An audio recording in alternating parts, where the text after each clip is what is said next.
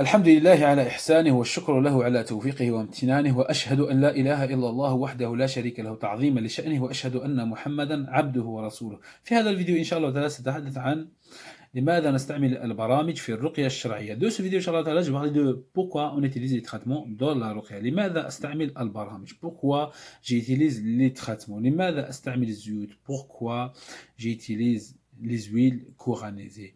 لماذا أستعمل الأعشاب؟ Pourquoi j'utilise les plantes et autres choses dans la رقية. أولا الرقية بالبرامج والرقية بدون برامج، ما هو الفرق؟ La première chose, la ruqya avec des traitements et la ruqya sans traitement, c'est quoi la différence؟ بإذن الله. الرقية بدون برامج هي أن ترقي الشخص بدون أن تستعمل أي أعشاب أو زيوت، قراءة فقط. La ruqya sans traitement, le fait de lire le Coran sur un patient sans qu'il patient il va utiliser les traitements. Les traitements, sachant les traitements, ça utilise à la maison. Il utilise les traitements à la maison. La ruqya, tu vas faire la ruqya, il va partir, tu vas pas le conseiller un traitement. Ça, c'est la ruqya sans traitement. ثانيا الرقية بالبرامج هي تشخيص الحالة وإعطاء المريض البرامج والأعشاب والزيوت المناسبة لحالته. La ruqya avec les traitements, le fait de faire un diagnostic sur le patient, un questionnaire qui doit poser au patient et après trouver le remède qui est adapté à son cas. Tu poses les questions, tu l'écoutes, il te répond sur certaines questions. Pour toi, il va t'orienter vers quoi? Vers des versets du Coran adaptés à son cas et vers aussi des traitements adaptés à son cas. Un exemple, quelqu'un dit je souffre de waswas, tu sais très bien quel traitement tu vas le donner. Quelqu'un dit j'ai des rapports, je sens des rapports, disons, mais je sens des rapports avec des femmes dans le rêve et tout ça, ou dans la réalité.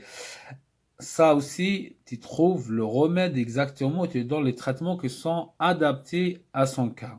À son cas. نعم.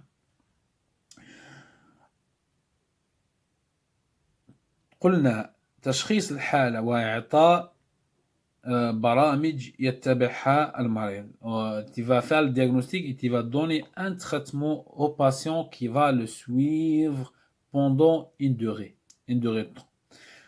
Comment dire une durée de temps? C'est-à-dire entre les séances, il ne va pas rester sans faire chose. Parce que le fait quelqu'un qui fait la ruqya sans traitement, il fait la ruqya, il part chez lui, après il fait rien. La ruqya, quelqu'un qui va faire la ruqya et suivre un traitement, il va partir chez lui, il va suivre chez lui un traitement qui, pendant une durée, avant qu'il revienne dans notre séance, un exemple. Les huiles, nettoyage de la flore intestinale, un exemple. Des huiles coranisées, des mélanges de plantes avec de miel et autres choses qu'on peut utiliser, bien sûr, qui seront légiférées, qui sont halal, dans la sunna qui peut utiliser pour se guérir bi'idnillah. La différence entre les deux. Quelqu'un qui fait la ruqya avec des traitements, pour moi, il va créer une pression, il va se guérir plus rapidement. Quelqu'un qui fait la ruqya et ne suit pas un traitement, la guérison, ça vient d'Allah subhanahu wa ta'ala. Mais les asbab, il faut takhad l'asbab. Mais quelqu'un qui fait la ruqya sans qu'il fasse des traitements, la guérison, ça sera plus lent. Sauf 1%, on va dire. 1% qui peut guérir d'un coup quand on va le donner un exemple, un traitement. نعم. لذلك استعمال الزيوت واستعمال الأعشاب جيد جدا في الرقية الشرعية. C'est pour cela que le fait d'utiliser les traitements, le fait d'utiliser des huiles, c'est très très important pour la guérison. Utiliser les huiles et tout ça, bien sûr qu'ils seront couranisés. C'est-à-dire on lit le Coran dedans et on donne au patient qui va utiliser sur lui ou à boire. Je vous donne un exemple. le fait de mettre l'huile coranisée sur le corps, pour quelqu'un normal, ça le fait bien être. C'est bien pour la peau et tout ça. Mais comme il est coranisé, ça fait quoi? Ça crée une pression sur le mal occulte. Ça crée une pression sur le mal occulte. C'est pour ça, quand on utilise un traitement, ça aide beaucoup et ça aide énormément pour la guérison. Pour la guérison.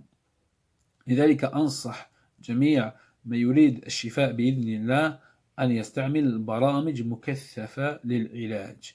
C'est pour cela que je conseille tous ceux qui sont à mal occulte, soit عين, حسد, مس, sihr, à utiliser des traitements, beaucoup de traitements et créer une pression sur son mal.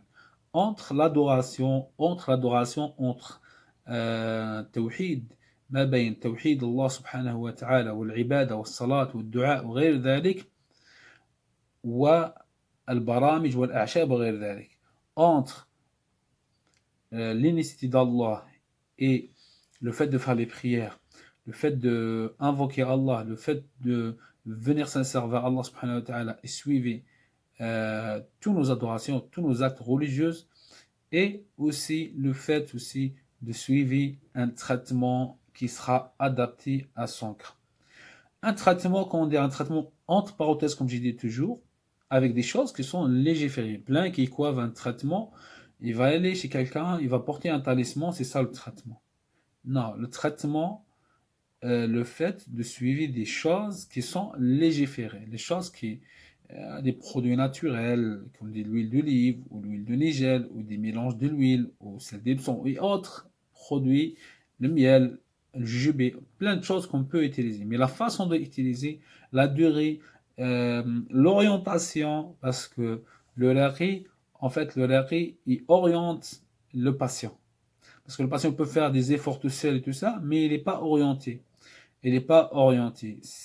Après, le lari va l'orienter comment il peut utiliser, comment il peut faire un traitement selon son cas. Parce que les cas, ça se ressent pas. لأن الناس لا تتشابه. كل واحد يعني عنده قصته وكل واحد عنده برامج وعنده يعني حالته الخاصة. Chaque personne a son cas et chaque personne ça ressemble pas à un autre. Peut-être on trouve des cas des fois ça ressemble, mais chaque cas elle a quelque chose de différent. Un exemple, quelqu'un a un تعطيل في الزواج. Peut-être quelqu'un a un blocage pour le mariage.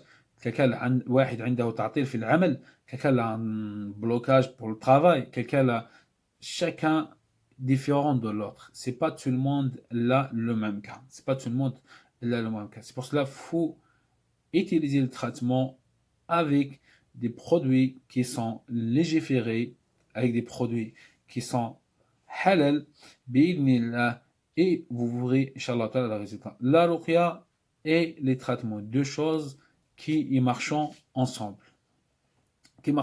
Avant, des années en arrière, comme on a commencé, je dis cette histoire, où on récitait, c'est tout. On récitait le Coran, faqat.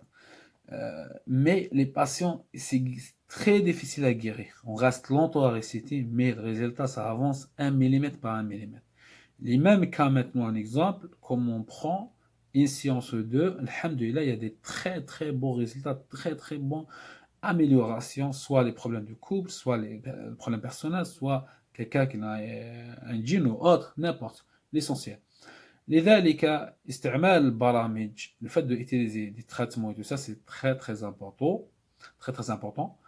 Et aussi, faut suivre, il faut pas d'être marre, faut suivre, il faut essayer de tenir le rythme, parce que certains ils font le traitement un petit peu, après il y en a marre, ils s'arrêtent. Faut pas s'arrêter, il faut accrocher bi'idhnillah, et vous suivez votre traitement jusqu'à la fin bi'idhnillah, jusqu'à la fin et jusqu'à votre guérison. نعم الحديث طويل يعني la parole pour parler de ce sujet on peut parler beaucoup mais أكتفي بهذا القدر إن شاء الله تعالى. N'oubliez pas إن شاء الله تعالى de partager cette vidéo إن شاء الله تعالى avec vos amis, vos familles et aussi n'oubliez pas إن شاء الله تعالى de abonner sur notre chaîne, abonnez-vous sur notre chaîne, ça nous donne de courage et aussi si vous avez des questions posez dans les commentaires. J'y réponds toutes les questions en commentaire. J'y réponds toutes les questions en commentaire. Si quelqu'un a des questions très personnelles, vous trouvez juste ici mon numéro, Inch'Allah Ta'ala, sur la page et sur la vidéo. بإذن هذا والله أعلم وصلى الله وسلم على نبينا محمد وعلى آله وصحبه أجمعين وآخر دعوانا أن الحمد لله رب العالمين.